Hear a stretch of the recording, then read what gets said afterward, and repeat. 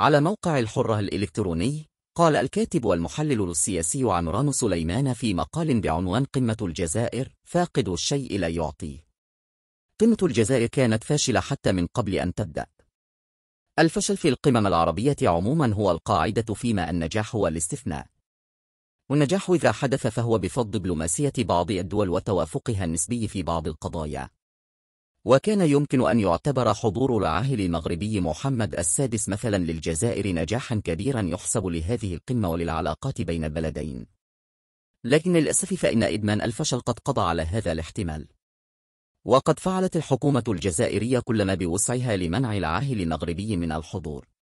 فهي لم تكتفي فقط بمعاملة وزير الخارجية المغربي ناصر بواريطة بصورة سيئة وغير دبلوماسية، وإنما أوعزت إلى وسائل إعلامها بمهاجمة المغرب. وقامت قناة الجزائر الحكومية بنشر خريطة للعالم العربي على موقعها الإلكتروني تخالف الخريطة التي تعتمدها الجامعة العربية في موضوع الصحراء.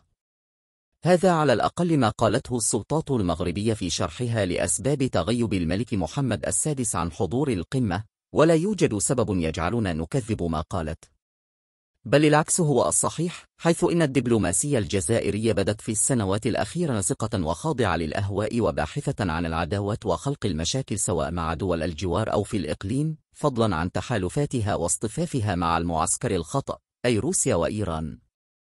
وقال عبد العزيز تويجري على حسابه في تويتر: من الأعراف الدبلوماسية أن تتعامل الدولة المضيفة لأي اجتماع مشترك مع المشاركين بلبق واحترام والتزام بالأنظمة والإجراءات المقررة في أي منظمة جامعة، وتجاوز ذلك يدل على تهور وقصر نظر.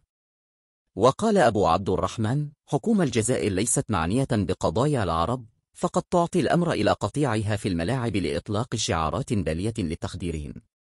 جل اهتمامها استهداف المغرب عبر دعم ميليشيات إرهابية وتعاونها مع إيران، وهذا ما أضعف موقعها بين العرب وفقدوا الثقة فيها.